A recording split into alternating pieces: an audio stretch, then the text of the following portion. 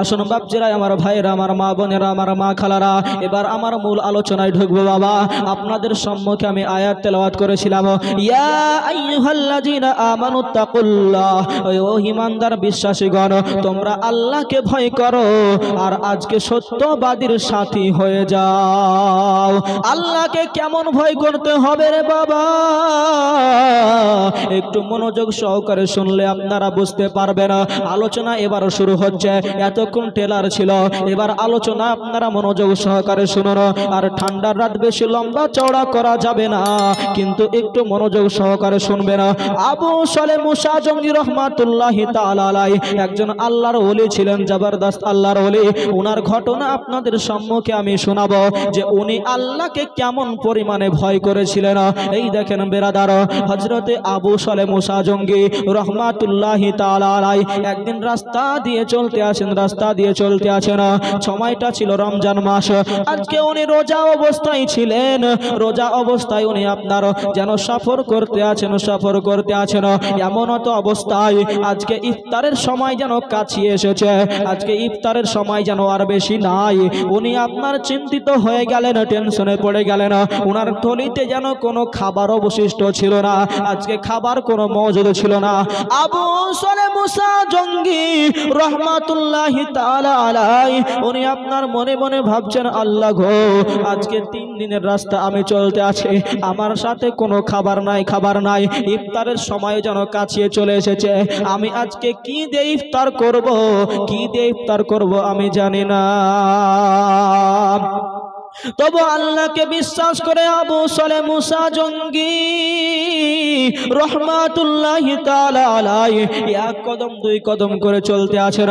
আজকে উনি আপনার লক্ষ্য করলেন যে একটা নদী যেন বয়ে যাচ্ছে, নদী দিয়ে যেন পানি বয়ে যাচ্ছে। এই দেখেন বিরাদার, আবু সালেহ মুসা জঙ্গি রহমাতুল্লাহি তাআলা আলাইহি এক কদম 2 কদম করতে করতে ওই নদীর ধারে গেলেন। আজকে উনি আপনার মনস্থির করে নিলেন যে আজকে পানি দিয়ে ইফতার করব। এই দেখেন বিরাদার, হযরতে আবু সালেহ মুসা জঙ্গি রহমাতুল্লাহি তাআলা আলাইহি ইন্তজার করতে লাগলেন, অপেক্ষা করতে লাগলেন যে কখন মুয়াজ্জিনে আযান দিবে আর আমি ইফতার করব। এই দেখেন বিরাদার, আজকে উনি ইন্তজার করতে আছেন, অপেক্ষা করতে আছেন। ইতিমধ্যে উনি যেন আওয়াজ পেলেন, শুনতে পেলেন যে মুয়াজ্জিন আযান দিতেছে। আল্লাহু আকবার, আল্লাহু আকবার। আযান যখন আপনার শুনতে পেলেন, উনি বিসমিল্লাহ বলে ওই পানি দিয়ে যেন ইফতার করলেন। মুহাব্বতে বলুন সুবহানাল্লাহ।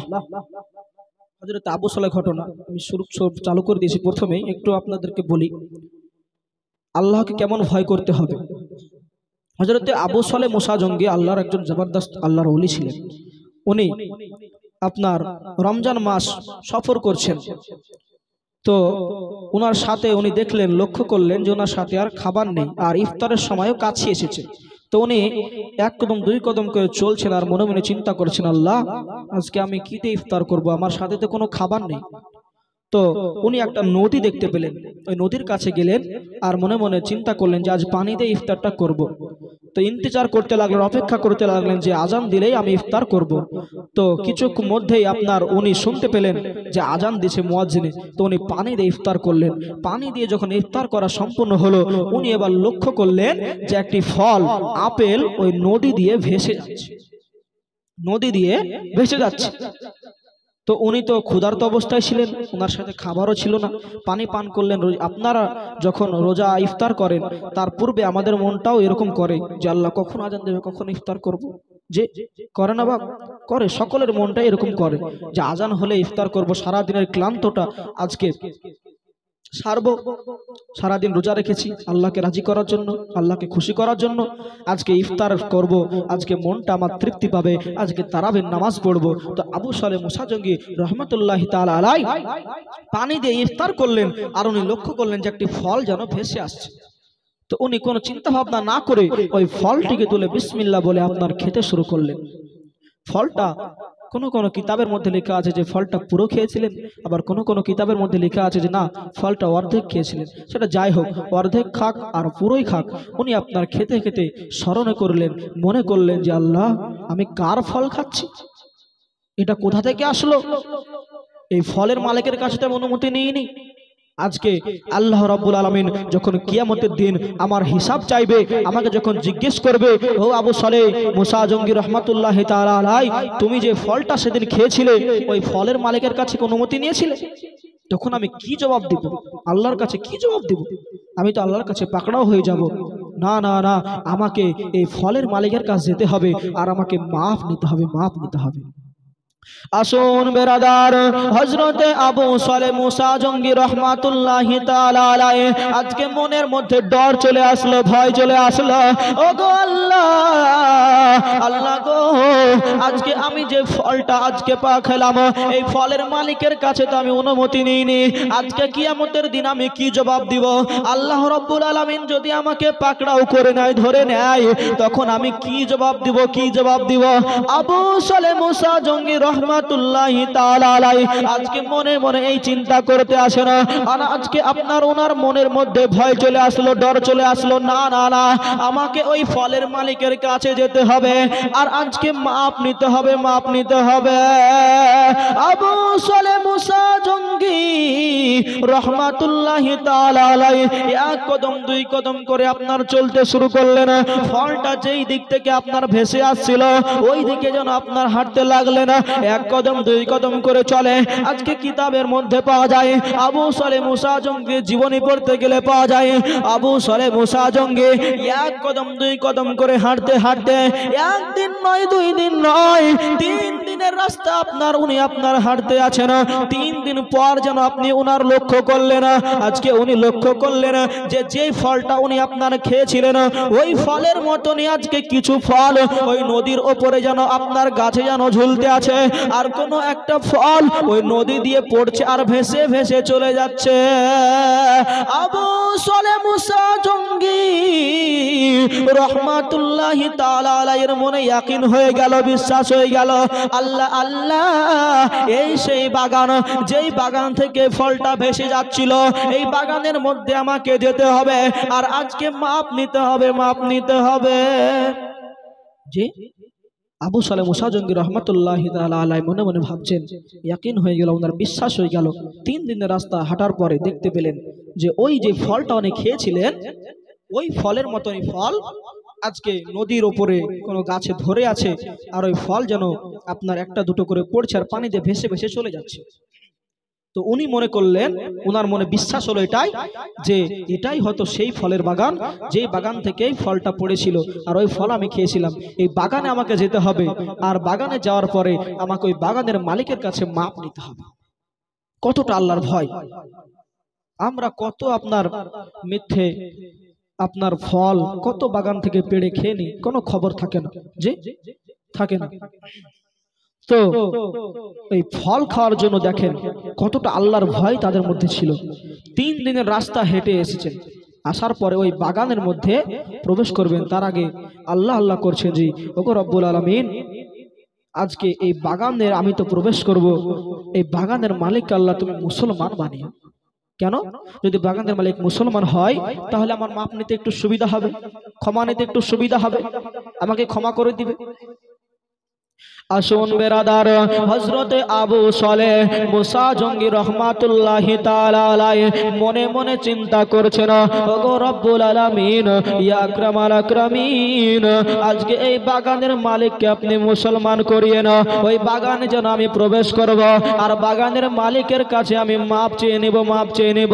কেননা আল্লাহ রব্বুল আলামিন বলেছেন হুকুকুল্লাহর হুকুকুল ইবাদ, একটা হলো আল্লাহর হক আর একটা হলো বান্দার হক। আপনি যদি আল্লাহর হক আদায় না করেন, যেমন আল্লাহ বলেছেন আপনাকে নামাজ পড়তে, ওয়াকিমুস সালাহ, তোমরা নামাজ কায়েম করো, আপনি নামাজ পড়ছেন না, নামাজ পড়লেন না, আজকে আপনাকে আল্লাহ যদি চাই মাফ করতে পারেন, ক্ষমা করতে পারেন, কিন্তু হুকুকুল ইবাদ যেটা হলো বান্দার হক, ওই বান্দার হক যদি আপনি নষ্ট করেন, কোন মানুষের হক যদি আপনি আদায় না করেন, নষ্ট করেন, ওই বান্দা যতক্ষণ পর্যন্ত ক্ষমা না করবে আমার আল্লাহ বলেন আমিও ক্ষমা করতে পারবো না। একটা হলো হুকুকুল্লাহ আর একটা হলো হুকুকুল ইবাদ, একটা হলো আল্লাহর হক, একটা হলো বান্দার হক। আপনি আল্লাহর হক আদায় করছেন না, আল্লাহর হক কেমন আদায় করছেন না? যেমন আল্লাহ নামাজ পড়তে বলেছেন, ওয়াকিমুস সালাহ, তোমরা নামাজ পড়ো, কিন্তু আমরা নামাজ পড়ছি না, নামাজ পড়ি না। তো আল্লাহ বলেন যে যদি তোমরা নামাজ না পড়ো, আমার কাছে ক্ষমা চাও, আমার কাছে তওবা করো, আমি আল্লাহ তোমাদের ক্ষমা করতে পারবো। কিন্তু তোমরা যদি কোনো বান্দার হক আদায় না করো, বান্দার যদি হক নষ্ট করো, তো আমি আল্লাহ আমার কাছে ক্ষমা চাইলে আমি ক্ষমা করতে পারবো না। যতক্ষণ পর্যন্ত ওই বান্দা ক্ষমা না করবে, ততক্ষণ পর্যন্ত আমি আল্লাহ ক্ষমা করতে পারবো না। আসুন বেরাদার,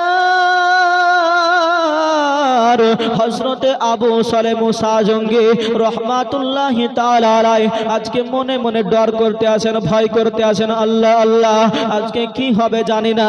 ওই বাগানের মধ্যে প্রবেশ করছে গো আল্লাহ, ওই বাগানের মালিককে তুমি মুসলমান করিও, কেননা বাগানের মালিক যদি মুসলমান হয়ে যায় আমার মাপ নিতে সুবিধা হয়ে যাবে, ক্ষমা নিতে সুবিধা হয়ে যাবে। এই দেখেন বেরাদার, আল্লাহ আল্লাহ ওই বাগানের মধ্যে যেন আবু সালেহ মুসা জঙ্গি প্রবেশ করলেন। বাগানের মধ্যে যখন প্রবেশ করেছেন, ওই বাগানের মধ্যে যখন প্রবেশ করেছেন, একজন মানুষকে যেন দেখতে পেলেন। ওই আপনার ওই বাগানে ওই মানুষটি ছিল পাহারাদার। ওই পাহারাদারকে বলছে, ভাই এই বাগানের মালিককে কি পাওয়া যাবে? বলছে কি দরকার? বলছে হ্যাঁ আমার একটু দরকার আছে, বলো না বলো।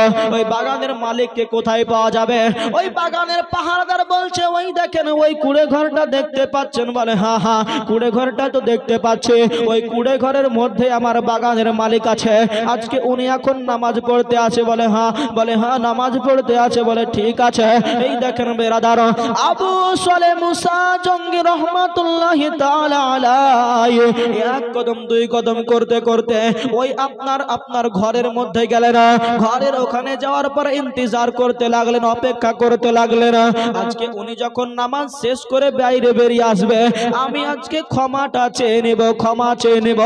যখন আবু সালেহ মুসা জঙ্গি দেখলেন আজকে ওই ব্যক্তি নামাজ পড়ছে, নামাজে রত আছে, উনি আপনার মনে মনে খুশি হয়ে গেলেন, আল্লাহ আল্লাহ ওই বাগানের মালিক তাহলে সচ্চা মুসলমান আছে, কেননা উনি নামাজ পড়তে আছে, তাহলে তো আমার ক্ষমা নিতে সুবিধা হয়ে যাবে। মোহাব্বতে বলুন সুবহানাল্লাহ। আপনার আবু সালেহ মুসা জঙ্গি রহমাতুল্লাহ আলাইহি বলছে, আল্লাহ এই বাগানের মালিক নামাজ পড়ছে, তাহলে সচ্চা মুসলমান আছে, মুসলমান ব্যক্তি ছাড়া তো নামাজ পড়বে না। তো বলছে তাহলে আমার মাপ নিতে সুবিধা হবে, ক্ষমা নিতে সুবিধা হয়ে যাবে। উনি মনে মনে খুশি হলেন একটু। আসুন বেরাদার, আবু সালেহ মুসা জঙ্গি রহমাতুল্লাহি তাআলা আলাইহি ইন্তজার করতে আছেন, অপেক্ষা করতে আছেন। আল্লাহ আল্লাহ যখন আপনার বাগানের মালিকের নামাজটা শেষ হলো, উনি আপনার বাইরে বেরিয়ে আসছেন। বাইরে যখন বেরিয়ে আসছেন, আবু সালেহ মুসা জঙ্গি রহমাতুল্লাহি তাআলা আলাইহি ভাবছেন, এবার আমি মাপটা চেয়ে নিব, ক্ষমাটা চেয়ে নিব, আমাকে হয়তো তাড়াতাড়ি ক্ষমা করে দিবে, কেননা বাগানের মালিক মুসলমান আর আমি হলাম মুসলমান। আবু সালেহ মুসা জঙ্গি রহমাতুল্লাহি তাআলা আলাইহি ওই আপনার বাগানের মালিকের হাত দুখানা ধরে নিয়েছে। হাত দুখানা ধরে নেওয়ার পরে বলছে, হুজুর ওগো হুজুর, আজকে আপনি এই বাগানের মালিক? বললে হ্যাঁ হ্যাঁ আমি এই বাগানের মালিক। বললো কি বলবে বলো বাবা, তুমি কে বাবা, কোথায় থেকে এসেছো? আবু সালেহ মুসা জঙ্গি রহমাতুল্লাহি তাআলা আলাইহি নিজের পরিচয়টা দিলেন। পরিচয় দেওয়ার পরে বলছেন, হুজুর আমি হলাম এক মুসাফির ব্যক্তি, আমি জঙ্গল দিয়ে আজকে সফর করছিলাম। এমন অবস্থায় হুজুর আমি রোজা অবস্থায় ছিলাম, আমি ইফতারের জন্য আজকে আমার কাছে কোনো খাবার ছিল না হুজুর, তাই আমি একটা নদীর পাশে আসি, নদীর পাশে এসে পানি দিয়ে আপনার ইফতারটা করি। আর সেই সময় একটি ফল আমি দেখতে পাই হুজুর, আমি অনেক ক্ষুধার্ত ছিলাম হুজুর, আমি অনেক তৃষ্ণার্ত ছিলাম হুজুর, আমি ওই পুকুর থেকে পানি পান করলাম আর ওই ফলটাকে বিসমিল্লাহ বলে খেয়ে নিলাম হুজুর। কিন্তু ওই ফলের মালিক হচ্ছেন আপনি, আপনার কাছে তো আমি অনুমতি নিইনি, কিন্তু আল্লাহ রাব্বুল আলামিন বলেছেন হুকুকুল ইবাদ, তোমরা যদি কোনো বান্দার হক নষ্ট করো, তোমাকে ওই বান্দা যতক্ষণ পর্যন্ত ক্ষমা না করবে, মাফ না করবে, আমি আল্লাহ ক্ষমা করতে পারবো না। তাই হুজুর আজকে আমি একদিন নয়, 2 দিন নয়, 3 দিনের রাস্তা হেঁটে এসেছি আপনার কাছে ক্ষমা নেওয়ার জন্য। মোহাব্বতে বলুন সুবহানাল্লাহ। হযরত আবু সালেহ মুসা জঙ্গি রাহমাতুল্লাহ আলাইহি বলছেন, হুজুর আমি এক মুসাফির ব্যক্তি, এরকম রাস্তা দিয়ে সফর করেছিলাম, এরকম অবস্থা, আপনার একটা ফল আমি খেয়ে নিয়েছি আপনাকে না বলে, আপনার হক আমি নষ্ট করেছি হুজুর, তো আপনি যদি আমাকে ক্ষমা না করেন আমার আল্লাহ আমাকে ক্ষমা করবে না, তাই হুজুর আপনি আমাকে ক্ষমা করে দিন। আব্দুল্লাহ সুমাই, ওই বাগানের মালিকের নাম হলো আব্দুল্লাহ সুমাই, নামটা মনে রাখবেন। হযরতে আব্দুল্লাহ সুমাই রাদিয়াল্লাহু তাআলা আনহু, উনি আপনার একজন আল্লাহর ওলি ছিলেন।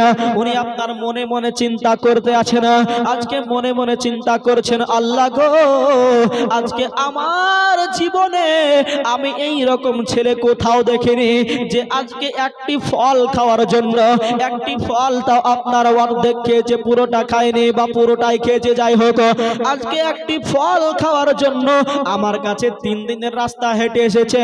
আজকে আমার বাগানে কত হাজার হাজার ফল পড়ে নষ্ট হয়ে যায়, আজকে চোরে চুরি করে নিয়ে যায়, কত ফল যেন নষ্ট হয়ে যায়।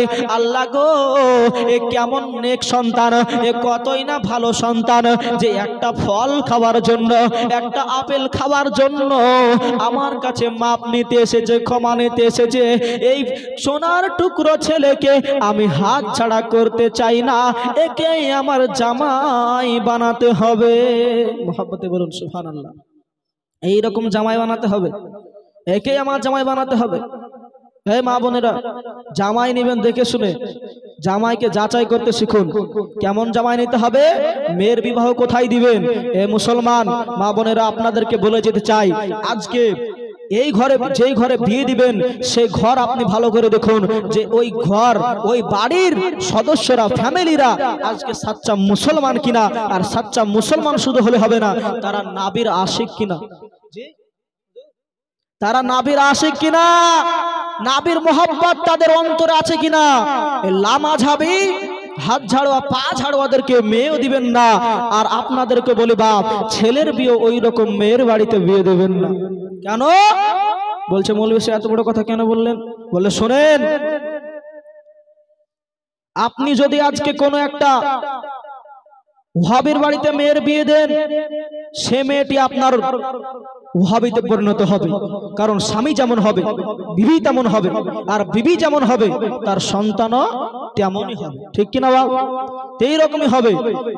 আর হাদিসের মধ্যে এসেছে, যে যার সাথে সম্পর্ক রাখবে তার সাথে তার হাসর হবে, যে তার সাথেই তার হাসর হবে।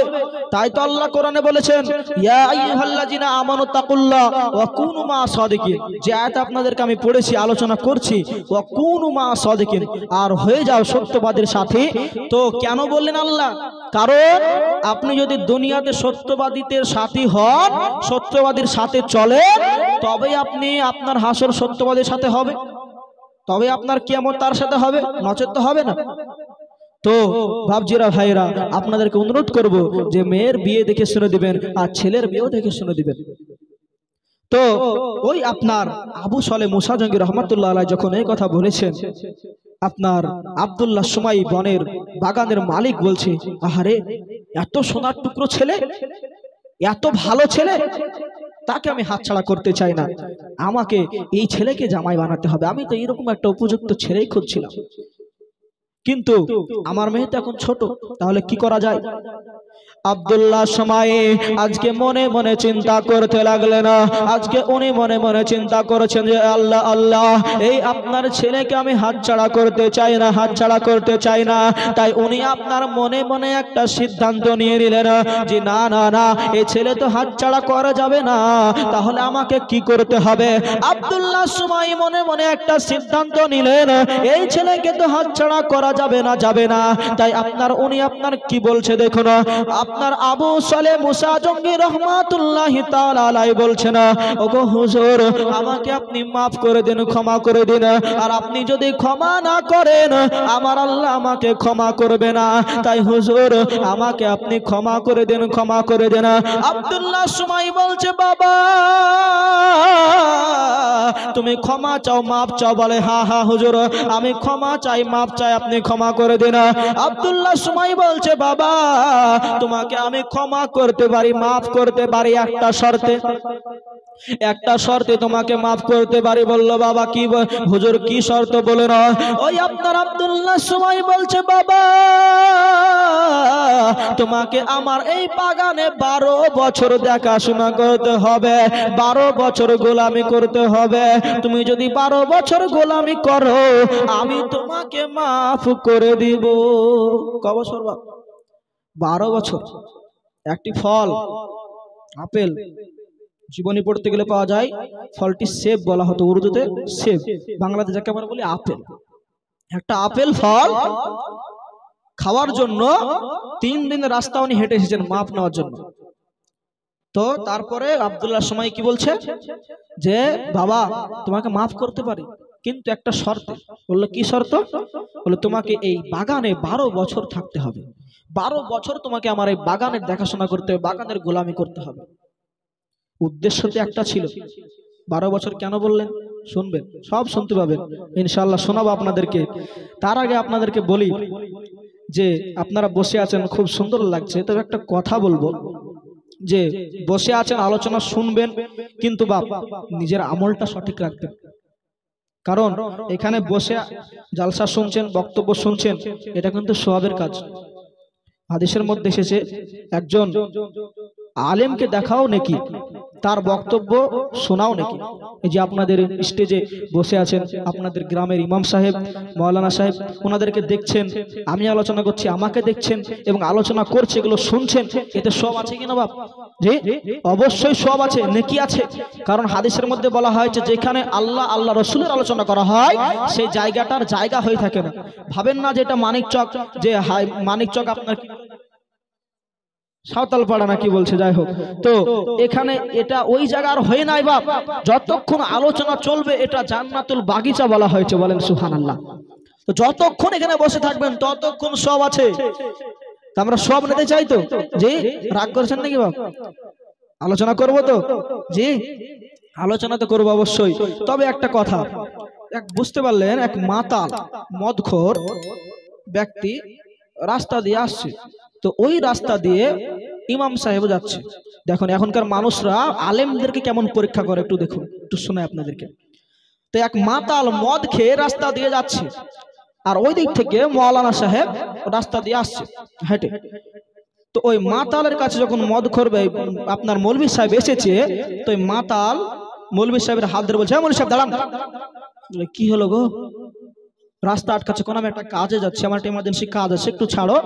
বলছে না না না আপনাকে ছাড়া হবে না, আপনাকে আমার একটা প্রশ্ন আছে, জিজ্ঞেস করার আছে, আপনি যদি সেই প্রশ্নের উত্তর দিতে পারেন তবেই আমি আপনার হাত ছাড়বো। বলে তাই? বলে বলো তোমার কি প্রশ্ন আছে। তখন মাতাল বলছে আরে দাঁড়ান দাঁড়ান বলবোই তো। বলে বল না রে, আমার কাজ আছে আমি যাবো। মৌলভী সাহেব বলছে কাজে যাবো, আমি একটু দরকার আছে আমার, যাবো, ছাড় আমাকে।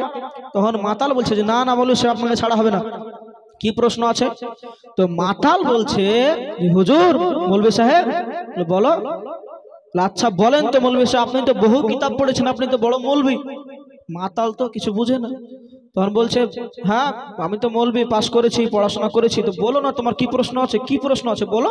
তখন মাতাল বলছে আচ্ছা মৌলভী সাহেব বলেন তো, আকাশে প্রত্যেক মাসে একটা করে নতুন চাঁদ ওঠে, কথা সত্য কিনা বাপ? মাতালের প্রশ্ন দেখেন, হ্যাঁ ওঠে। তো আচ্ছা মৌলভী সাহেব বলেন তো নতুন তো চাঁদ ওঠে, তো পুরানো চাঁদটা যায় কোথায়? নতুন একটা চাঁদ উঠছে প্রতি মাসে একটা করে, তো পুরাতন চাঁদটা যায় কোথায়?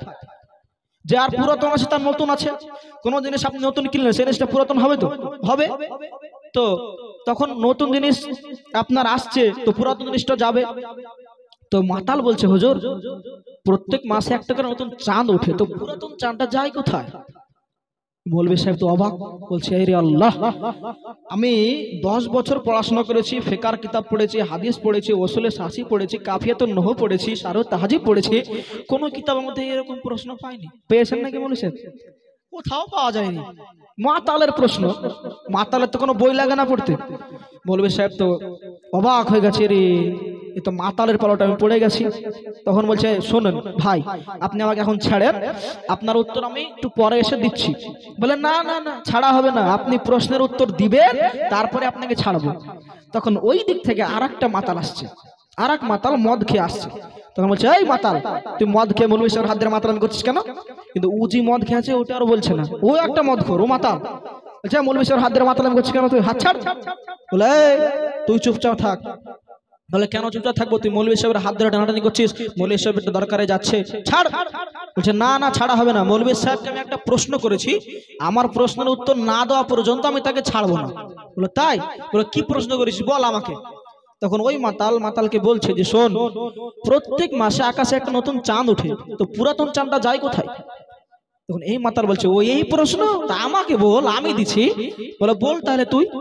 তখন ওই মাতাল বলছে শোন ভাই, আল্লাহর কাছে একটা এত বড় হাতুড় আছে, তো ওই হাতুড়টা দিয়ে পুরাতন চাঁদটাকে টুকরো টুকরো করে ভেঙে টুকরো টুকরো করে চারিদিকে ছড়িয়ে দেয়, আর একটা নতুন চাঁদ উঠে দেয়। তখন ওই মাতাল বলছে ঠিক বলেছিস। মাতালের প্রশ্ন মাতালই বুঝবে, তাই কিনা বাপ? একটা ঠসার কথা ঠসাই শুনে, আর মাতালের প্রশ্ন মাতালই বুঝবে। তখন ইমাম সাহেবের হাত ছেড়ে দিল, চলে গেল। তো বাপ, আমার বলার উদ্দেশ্য ছিল যে আপনারা এখানে এসেছেন ইমানের সহিত, মুসলমান আপনারা, মুমিন ব্যক্তি আপনারা ইমানের সহিত বসে থাকবেন, আলোচনা শুনবেন, নেকি পাবেন। কিন্তু যদি মাতালের মাতলামির আপনার আশা নেই, উদ্দেশ্য নিয়ে বসেন, তাহলে এই জালসা শোনা বেকার, কোনো লাভ নেই। তো আমার বলার উদ্দেশ্য ছিল যে আলোচনা শুনুন, মূল্যবান আলোচনা আপনাদের সম্মুখে করতেছি। আপনার আলোচনা শোনার পরে নিশ্চয়ই এর উপর আমল করার চেষ্টা করতে হবে বাপ। কারণ মানার নাম, আপনার জানার নাম ইমান নয়, মানার নামই হলো ইমান। মানতে হবে বাপ, আমল করতে হবে। কেননা যদি আপনি আমল না করেন তাহলে আপনার সব বেকার, যত শুনবেন তত বেকার। কারণ আপনাকে বিশ্বাস করতে হবে। এর আগের দিন আপনাদেরকে আমি বলে গিয়েছিলাম যে নিজের মন, নিজের নাফস যদি পরিষ্কার থাকে, নিজের দিল যদি পরিষ্কার থাকে, তাহলে আপনার সমস্ত কিছুই পরিষ্কার পবিত্র হয়ে যাবে। কিন্তু এই জবান, এই দিল যদি আপনার অপরিষ্কার থাকে, অপরিচ্ছন্ন থাকে, তাহলে আপনার কোনো লাভ নেই। তো বলার উদ্দেশ্য ছিল যে মাতালের সহবতে বসলে মাতলামি করা হবে, আর যদি নেকির সহবতে, আপনার নেকি অর্জনের সহবতে আপনারা বসেন, তাহলে নেকি পাবেন। তো এবার আর ওইদিকে যাব না, আপনাদেরকে একটু মনোরঞ্জন করার জন্য গল্পটা শোনালাম। এবার আমার বক্তব্য দিকে যাব, তার আগে ঝুমঝুম করে নবী পাকের প্রতি দুরূদ পড়ুন। আল্লাহুম্মা সাল্লি আলা মাওলানা ওয়ালা আলি, জোরে জোরে পড়েন, সাইয়্যিদিনা মাওলানা সাল্লাল্লাহু আলা মুহাম্মাদিন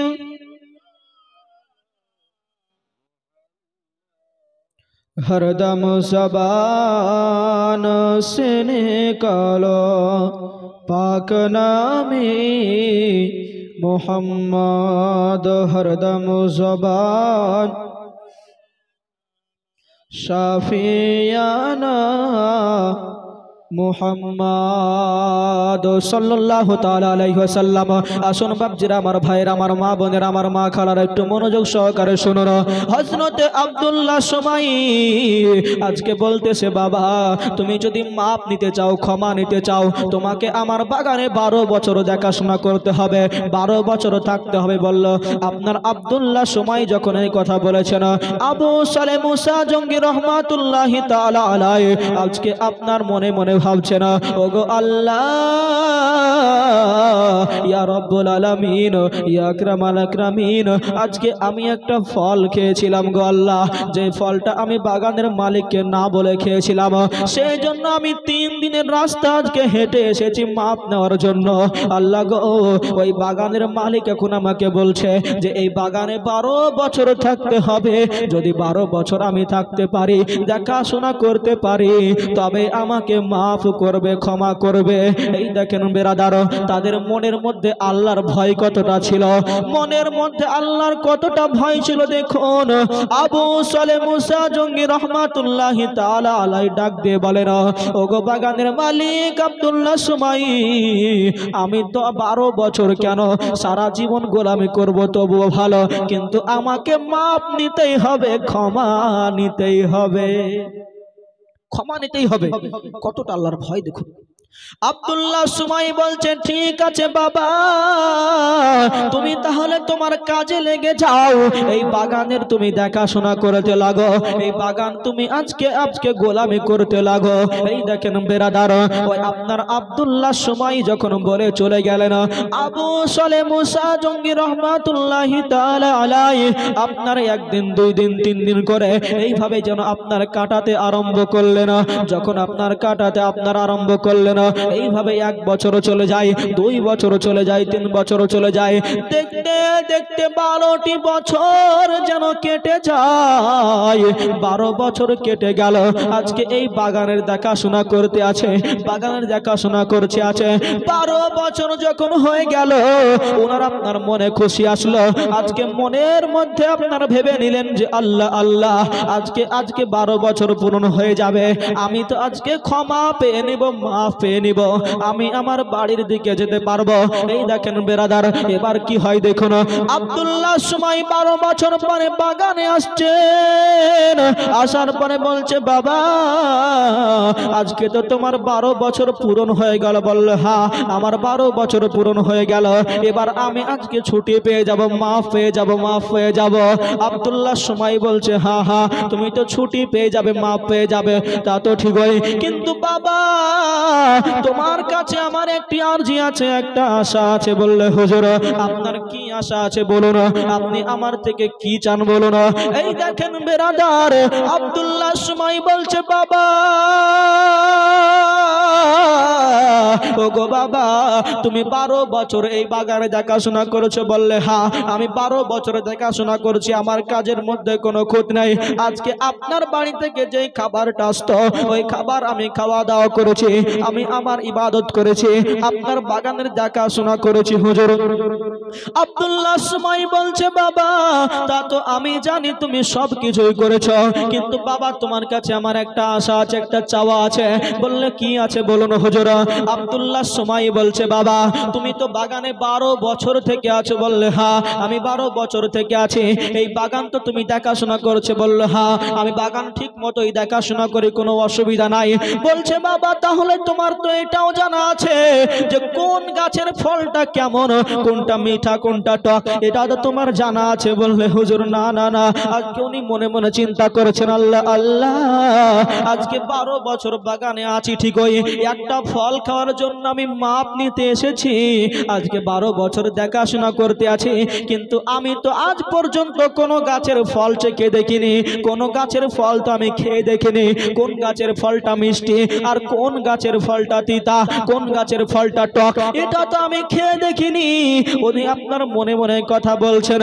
আব্দুল্লাহ সুমাই বলছে বাবা তুমি কি ভাবছো, কি ভাবছো? বললে হুজুর না না না কিছুই ভাবছি না, আপনি বলুন কি বলতে আছেন।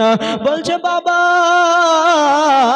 ওগো আবু সলে আজকে আমার মনের ইচ্ছা হলো, আজকে আমার মনের খোয়াইশ হলো তুমি ওই কোনো একটা গাছের ফল পেড়ে দাও, ওই ফলটা যেন সুস্বাদু হয়, মিষ্টি হয়, আমি ওই ফলটা আজকে খাবো।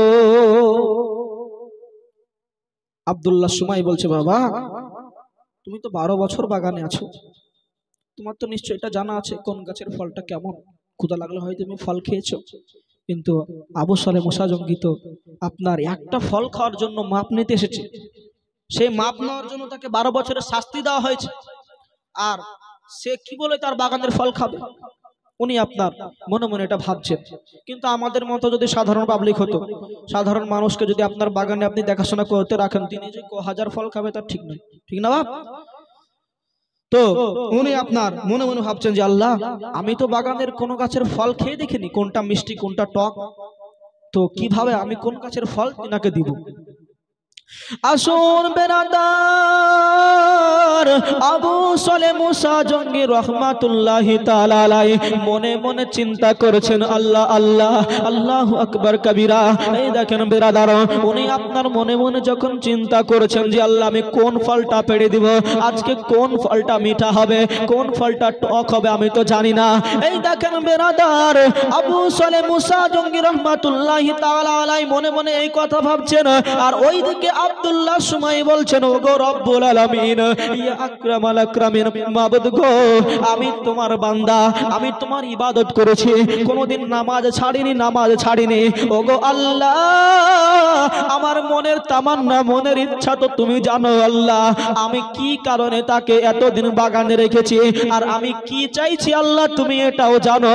আল্লাহ গো, আবু সালেহ যেই ফলটা দিবে ওই ফলটাকে তুমি মিঠা করিও না, ওই ফলটাকে তুমি টক বানিয়ে দিও, কেন না ওই ফলটা যদি টক হয়ে যায় আমি তাকে আমার দ্বিতীয় শর্তটা দিতে পারবো। এই দেখেন বেরাদর, হযরত আবু সালেহ মুসা জঙ্গি রহমাতুল্লাহি তাআলা আলাইহি মনে মনে ভাবছেন, আল্লাহ আমি যে ফলটা দিব সেই ফলটা যেন মিঠা হয়। উনিও আল্লাহর ওলি, দুজনের দোয়া আপনার আল্লাহ ফিরাতে পারলেন না। আল্লাহ রাব্বুল আলামিন জিবরাইলকে ডাক দিয়ে বলেন, জিবরাইল যাও চলে যাও। আবু সালেহ মুসা জঙ্গি তো বিসমিল্লাহ বলে ফলে হাত দিবে, যখন বিসমিল্লাহ বলে ফলে হাত দিবে সেই ফল যেন মিঠা হয়। আর যখন আজকে আব্দুল্লাহ সুমাইকে ফল দিতে যাবে তখন আব্দুল্লাহ সুমাইরও যেন কথা ঠিক হয়, আমি যেন তাকেও সান্ত্বনা দিতে পারি, সেই ফল যেন টক হয়ে যায়। এই দেখেন বিরাদার, আবু সালেহ মুসা জঙ্গি রহমাতুল্লাহি তাআলা আলাইহি বিসমিল্লাহ বলে ফলে হাত দিলেন। আজকে ফল পাড়ার পর আপনার আব্দুল্লাহ সুমাইকে দিলেন, মনে মনে বলছেন, আল্লাহ আল্লাহ, আমি জানি না ফল মিঠা হবে না ফল আজকে টক হবে, কিন্তু আল্লাহ গো, আমি আপনাকে বিশ্বাস করি, আল্লাহ তুমি এই ফলকে মিঠা করিও।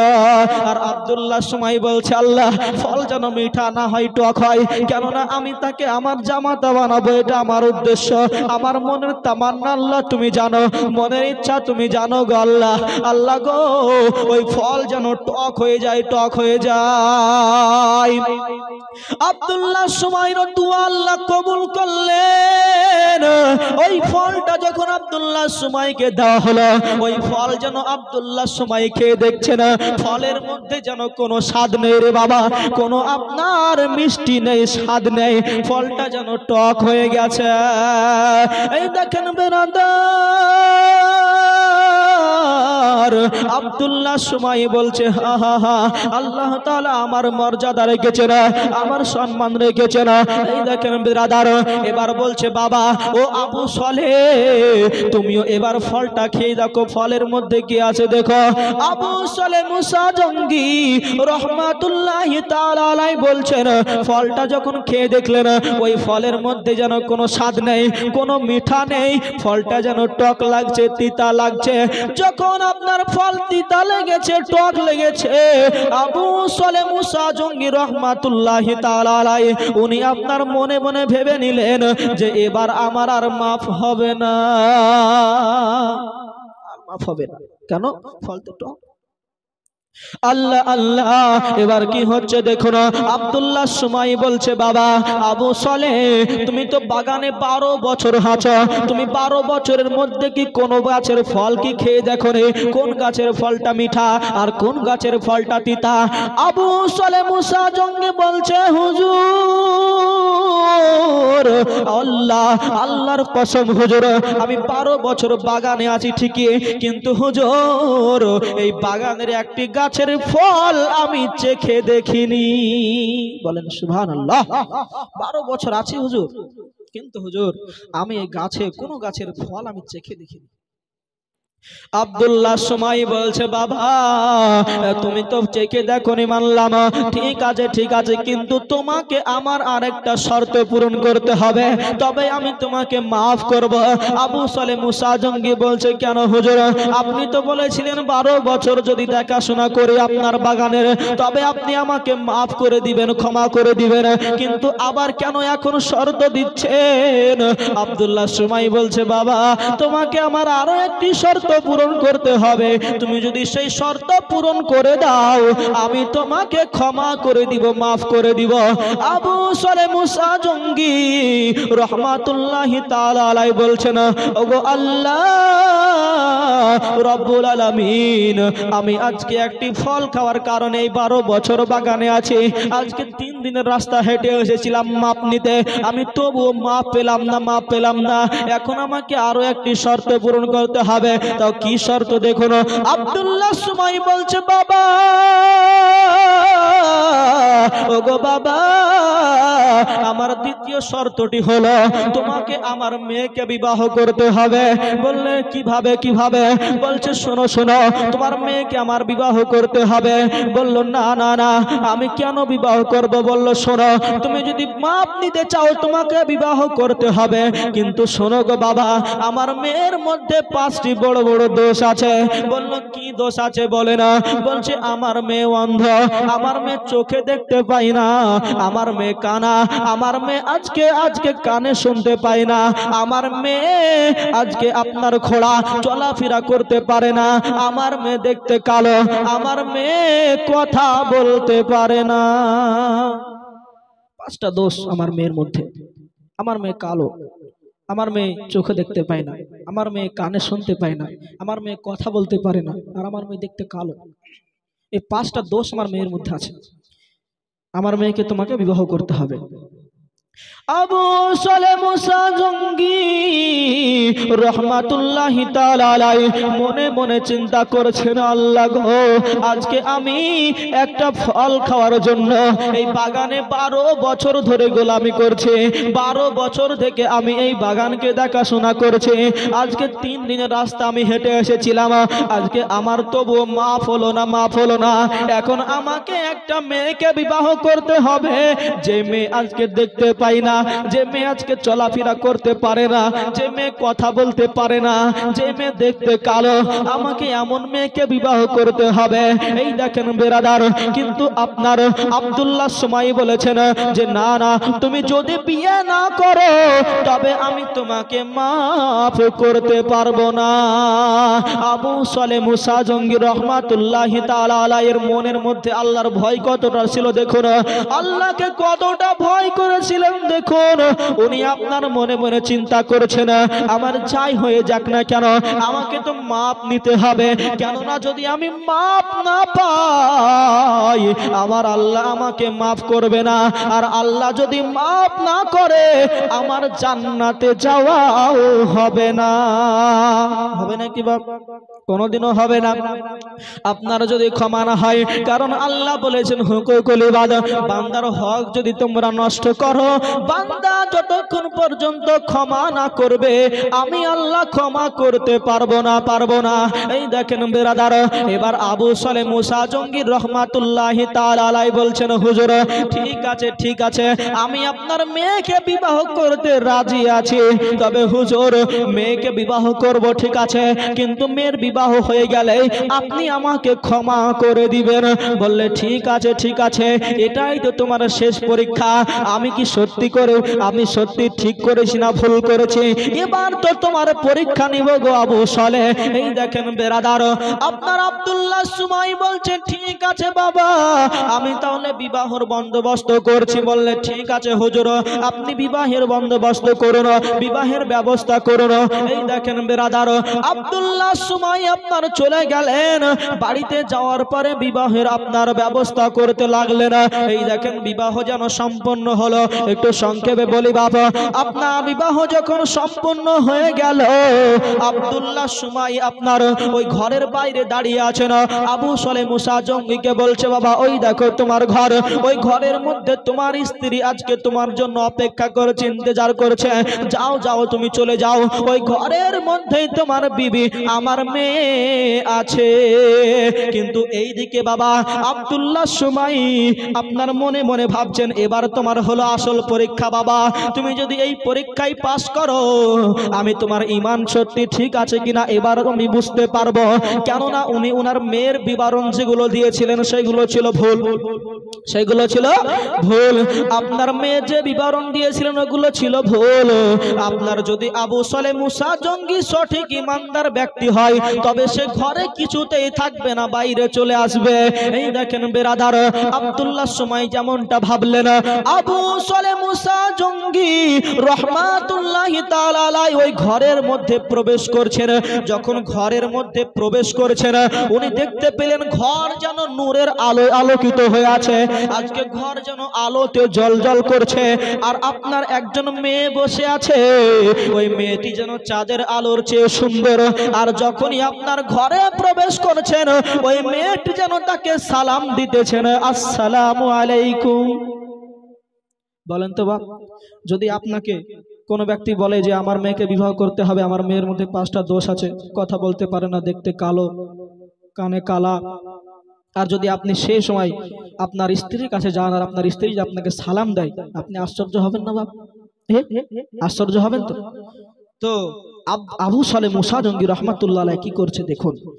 আবু সালে মুসা জঙ্গি রহমাতুল্লাহি তাআলা আলাইহি ওই ঘরের মধ্যে যখন প্রবেশ করেছেন, আর ওই মহিলা যেন, ওই মেয়েটি যেন তাকে সালাম দিতেছেন, আর ঘরটা যেন এত আলোয় আলোকিত হয়েছিল, তার চেহারার সৌন্দর্য এতটাই সুন্দর যে ঘরটা যেন পরিপূর্ণ আলোয় আলোকিত হয়েছিল।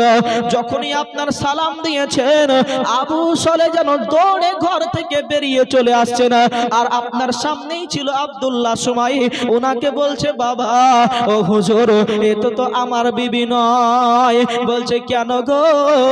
যখন আপনার বলেছেন, আবু সালে মুসা জঙ্গি বলছে, বাবা আপনি তো বলেছিলেন যে আপনার মেয়ে দেখতে কালো, আপনার মেয়ে কথা বলতে পারে না, আপনার মেয়ে কানে শুনতে পায় না, কিন্তু হুজুর এই ঘরে যে মেয়েটি আছে সে দেখতে অনেক সুন্দর হুজুর। আজকে সে আমাকে সালামও দিচ্ছে হুজুর। সে ঘরটা এত আলোকিত হয়েছিল হুজুর তার সৌন্দর্যের আলোতে, যে আজকে ঘরে যেন চন্দ্র এসে নেমেছে তাই মনে হচ্ছিল। বাবা এটা আপনার মেয়ে নয়, মেয়ে নয়। যখন এই কথা বলেছেন, আব্দুল্লাহ সময় বলছে, বাবা ওগো আবু সালে মুসা জঙ্গি, তুমি শুনে নাও, শুনে নাও বাবা, এটা ছিল তোমার ঈমানের পরীক্ষা। আমি তোমাকে পরীক্ষা করেছিলাম যে তুমি সত্যি সচ্চা ঈমানদার কিনা। তুমি যদি প্রথম এসেছিলে আমার বাগানে, যেদিন তুমি 3 দিনের রাস্তা হেঁটে এসেছিলে, আমি সেই দিনই তোমাকে মাফ করে দিয়েছিলাম বাবা। কিন্তু আমি মনে মনে ভেবেছিলাম যে তোমার মতো সোনার টুকরা ছেলে আমি হাত ছাড়া করতে চাই না, আমি তোমাকে আমার জামাই বানাবো। তাই বাবা তোমাকে আমার বাগানের 12 বছর দেখাশোনা করিয়েছি, কারণ আমার মেয়ে তখন ছোট ছিল, তাই মেয়ের বিবাহ তখন দেওয়া সম্ভব হতো না। তাই আমি তোমাকে বাগানের দেখাশোনা করিয়েছি বাবা। আর তোমাকে কেন এই 5টি দোষ বলেছিলাম জানো? যে আমার মেয়ে চোখে দেখতে পাই না, আমার মেয়ে চোখে দেখতে পায় না। কেন বলেছিলাম জানো? বলল, কেন বলেছিলেন? বলছে, বাবা শোনো, আমার মেয়ে আজ পর্যন্ত এই চোখ দিয়ে কোনো খারাপ জিনিস আজকে কোনো পর পুরুষকে দেখেনি। বলছে, এটা তো বুঝলাম, কিন্তু কানা কেন, আপনার কালা কেন বলেছিলেন? কানে শুনতে পাই না। বলল, বাবা এই কারণে বলেছিলাম যে আমার মেয়ে তার কান দ্বারা, তার কর্ণ দ্বারা আজকে কোনো খারাপ জিনিস, কোনো কুমন্তব্য উনি আপনার কান দিয়ে শুনেনি। আর কেন বলেছিলাম যে দেখতে কালো জানো? আমার মেয়ের চেহারা আজ পর্যন্ত কোনো পরপুরুষ আজকে কোনো বাইরের মানুষ দেখতে পায়নি। আর কেন আজকে চলাফেরা করতে পারে না জানো? আমার মেয়ে আজ পর্যন্ত বাড়ি থেকে কোথাও বের হয়নি। মোহাব্বতে বলুন সুবহানাল্লাহ। আল্লাহ, আমার মেয়ে যে 5টা দোষ বলেছিলাম এই কারণে। আমার মেয়ে আজ পর্যন্ত কোনো খারাপ সংবাদ শুনেনি, আমার মেয়ে আজ পর্যন্ত কোনো খারাপ দৃষ্টিতে তাকায়নি, আমার মেয়ে আজ পর্যন্ত কোনো পরপুরুষের মুখ পর্যন্ত দেখেনি। তাই বলেছিলাম বাবা, উদ্দেশ্য একটাই ছিল বাবা, তোমাকে আমার জামাই বানাবো। কি উদ্দেশ্য ছিল বাবা? তোমাকে আমার জামাই বানানোর আমার একটাই উদ্দেশ্য ছিল, যে আমি তোমাকে জামাই বানাবো। তার জন্য তোমাকে আমি আমার বাগানে 12 বছর দেখাশোনা করিয়েছি। আমায় আজকে তোমাকে দ্বিতীয় শর্তটি দিয়েছিলাম বাবা, উদ্দেশ্য একটাই ছিল যে তোমাকে আমার জামাই বানাবো। ও আমার বামচিরা, আমার ভাইরা, আমার মা বোনেরা, আমার মা খালারা, আপনাদেরকে বলে যেতে চাই বাবা, আজকে আপনারা বুঝতে পারলেন না যে আল্লাহর ওলিদের কতটা ভয় থাকে, আল্লাহর ওলিরা আল্লাহকে কত ভয় করে। আজকে আপনাদেরকে আয়াত পড়েছিলাম, ইয়া আইয়ুহাল্লাযিনা আমানু তাকুল্লাহ, আল্লাহ গো, আজকে ঈমানদার ব্যক্তিগণ তোমরা শোনো, আজকে তোমরা আল্লাহকে ভয় করো, আল্লাহকে ভয় করো, ওয়া কুনু মা সাদিকিন, আর তোমরা সত্যবাদীর সাথী হয়ে যায়। এই দেখেন বেরাদার, আপনারা বুঝতে পারলেন আল্লাহকে কেমন ভয় করতে হবে, আল্লাহকে কেমন ভয় করেছিলেন আবু সালে মুসা জঙ্গি। আজকে ভয়ের কারণে ওই 12 বছর আপনার বনে দেখাশোনা করলেন, আপনার মেয়েকে বিবাহ করলেন। আজকে আপনাদেরকে বলে যেতে চাই, আপনারাও এইরকম হন না, আজকে এমন হয়ে যান যে আজকে আপনারা পর্দার সহিত চলাফেরা করুন, আপনার সন্তানকে আপনি শিক্ষা দেন, আপনার মেয়েকে আপনি শিক্ষা দেন, আপনার মেয়ে যেন সব সময় পর্দার সহিত চলে, আজকে তার চেহারা যেন কোনো পরপুরুষে না দেখতে পায়। আপনার মেয়েদেরকে এমন শিক্ষায় শিক্ষিত করুন। আব্দুল্লাহ সময় বলছে, বাবা ঠিক আছে, বিবাহ তো সম্পূর্ণ। এই দেখেন বেরাদার, এখান থেকে আপনার আলোচনা শেষ করলাম, আর লম্বা চওড়া করব না, কিন্তু আপনাদেরকে বলে যেতে চাই, আজকে আপনারা আপনার সন্তানদেরকে শিক্ষায় শিক্ষিত করুন। যে শিক্ষায় ইসলামিক শিক্ষা আছে, যে শিক্ষায় আপনার মেয়েকে পর্দার সহিত চলতে শিখাবে, সেই শিক্ষায় শিক্ষিত করুন। আজকে আপনাদেরকে বলে যেতে চাই, আপনার মেয়ে যেন আজকে কোনো ছেলের সাথে আপনার ঘনিষ্ঠতা সম্পর্ক না করতে পারে, সেই দিকে লক্ষ্য রাখুন, সেদিকে লক্ষ্য রাখতে হবে।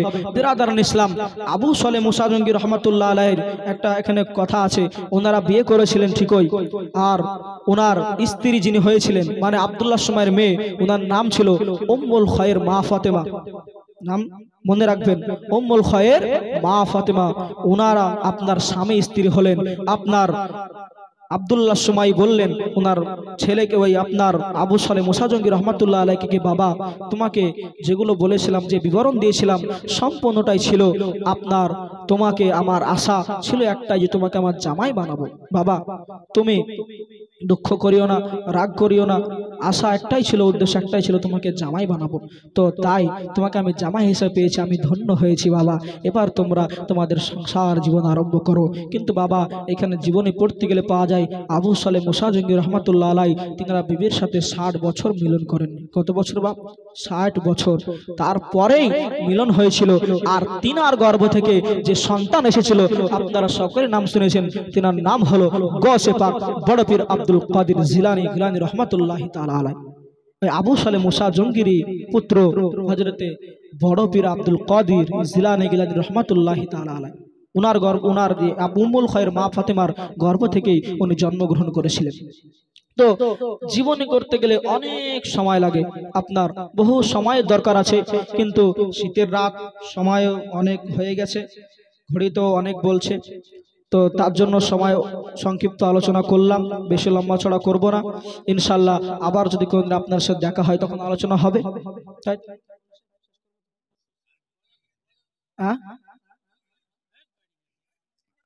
আচ্ছা, গজল তো শুনবেন ইনশাল্লাহ, গজল বলবো, তারপরে শেষ হবে। তো যে না আরো চালাবেন, চালান নাকি? ঠান্ডা রাত বুঝতে পারছেন। তো বিষয়টা হচ্ছে যে দেখেন, আলোচনা করলে করা যায়, কিন্তু আপনাদেরই কষ্ট হবে, তার জন্য করছি না, বুঝতে পারছেন? তো একটা কথা বলি, যে আপনারা আলোচনা তো শুনলেন, কিন্তু আমি প্রথমেই বলেছি যে আলোচনা শুনতে হবে মনোযোগ সহকারে, বুঝতে হবে যে কি বলছে। যারা বক্তব্য দিয়ে আলোচনা করে তারা তো আলোচনা করবে, তাদেরকে স্টাডি করতে হয়, পড়াশোনা করতে হয়। কিন্তু আপনারা তো আলোচনা শুনছেন, আপনাদেরকে শোনার পরে এটাকে রিসার্চ করতে হবে যে বক্তা যেটা বলে গেল সেটা সঠিক বললো না ভুল বললো। রিসার্চ করতে শিখুন। কেন? তো এখন আপনার কিছু কিছু বক্তা বের হয়েছে যারা আপনার অনেক রকম অনেক কথা বলছে, আর পাবলিক কিছু কিছু যুবক ছেলেরা এরা আপনার তা দেখে বিভ্রান্ত হচ্ছে। আচ্ছা, কোন আপনাকে মানুষ এসে বলল যে কেঁচো খাওয়া জায়েজ, কেঁচো নাম শুনেছেন? কেঁচো, কেঁচো, তো কেঁচো খাওয়া জায়েজ কেউ বলে দিল, তা আপনি মেনে নেবেন? কেউ যদি বলে যে মদ খাওয়া জায়েজ, মেনে নেবেন? মানবেন না, কারণ আপনি জানেন যে মদ খাওয়া যায় না, হারাম। তো কোন বক্তা যদি বলে কোন বিষয় যে এটা হারাম, এটা করা যাবে না, সে বিষয়ে আপনাকে আগে দেখতে হবে, রিসার্চ করতে হবে যে বক্তাটা সঠিক বললো না ঠিক বললো, বেঠিক বললো, এটা আপনাকে দেখতে হবে। দেখার পরে আপনি আপনার সিদ্ধান্ত নেবেন। কিন্তু এখনকার আপনার কিছু কিছু বক্তাও যেমন আর শ্রোতারাও তেমন হয়ে গেছে। বাংলাদেশে যে আলোচনাই করুক, বাংলাদেশের বক্তা বলছে বেগুন খাওয়া যাবে না, বেগুনে চুলকানি আছে, বলেন কথা বলেন ঠিক কিনা, দর্শক বলছে ঠিক। দর্শক যেমন বক্তা তেমন। তো একটা কথাই শুনেন, এক বক্তা আপনার বক্তব্য দিতে গেছে, তো বক্তব্য দিতে দিতে এই বেগুন খাওয়া নেই কথাটা তাই মনে আসলো। তো বক্তব্য দিতে দিতে বলেছে যে, ও বাপজিরা, ভাইরা, মা বোনেরা, মা খালারা, শুনেন, বেগুন আপনারা কেউ খাবেন না, বেগুন আছে অ্যালার্জি, বেগুন আছে অ্যালার্জি, বেগুনে না যাই যাচ্ছে, বেগুন কেউ খাবেন না। তখন বক্তব্য দেওয়া শেষ হয়ে গেছে, তো বক্তা নেমেছে। তো নামার পরে এবার তো বক্তাকে খেতে দেয় নাকি, তো বক্তাকে কেউ আর খেতে দিচ্ছে না। কেন? যখন অনেকক্ষণ হয়ে গেছে খেতে দিচ্ছে না, তখন একটা ছেলেকে ডেকে বলছে, এই বাবা শোনো। বলে, হুজুর বলেন। বলছে, তোমাদের কি খাবারের ব্যবস্থা নাই? বলে, কেন থাকবে না হুজুর, তো খাবার যে দিচ্ছ না। তো বললে, হুজুর কিভাবে দিব, আপনি তো স্টেজে উঠে বললেন যে বেগুন অ্যালার্জি আছে, বেগুনে চুলকানি, বেগুন আপনারা কেউ খাবেন না, মা জননী। তার জন্য এবার আমরা যেই তরকারি রান্না করেছি। বলে, কি তরকারি রান্না করেছো? বললো যে কি বেগুন দিয়ে বেগুন চচ্চড়ি, বেগুন দিয়ে ইলিশের ঝোল, বেগুন দিয়ে সব যা রান্না করে সব বেগুন দিয়ে, বেগুন ভাজা, তো তার জন্য সবই তো বেগুন দিয়ে, তার জন্য আপনাকে খেতে দিচ্ছি না। বলছে, আরে বাবা দাঁড়াও দাঁড়াও দাঁড়াও, কোথাও একটা মিস্টেক হয়েছে। তো স্টেজে উঠার পরে বলছে, শুনেন মা জননী, অমক পৃষ্ঠা তুলেন, 40 পৃষ্ঠার মধ্যে বলে বেগুনে আছে চুলকানি, কিন্তু বেগুন খাওয়া মাঝে মধ্যে চলে, বেগুন খাওয়া মাঝে মধ্যে চলে। বক্তা বলে দিল, শ্রোতারা বলছে, আরে ঠিক আছে, বেগুন খাওয়া মাঝে মধ্যে চলে। স্টেজ থেকে নেমে এসে তখন এবার খাবার খেতে দিচ্ছে। বলছে, আরে বাবা আমার বলতে ভুল হয়েছিল, বেগুন খাওয়া যায় আছে, বেগুনে অ্যালার্জি আছে এটা ঠিক, কিন্তু বেগুন খাওয়া যাবে, সময় সময় বেগুন খাওয়া চলে। তো এখনকার বক্তাও যেমন শ্রোতারাও তেমন হয়ে গেছে বাপ। বলার উদ্দেশ্য হলো যে বক্তব্য শুধু শুনলে হবে না বাপ, আপনাকে বক্তব্য শুনতে হবে, বক্তা কি বললো এটা আপনাকে দেখতে হবে, রিসার্চ করতে হবে যে বক্তা কথাটা ঠিক বললো না বেঠিক বললো। আপনাকে বলে চলে যাবে, আপনি কিছুই শুনলেন না, বুঝলেন না, বাড়ি গিয়ে বলেন বক্তাজি কি বললো, এক কান্দে শুনলাম আর এক কান্দে বের হলো না, এরকম করলে হবে না বাপ। আপনাকে শুনতে হবে আর শোনার পরে আমলও করতে হবে।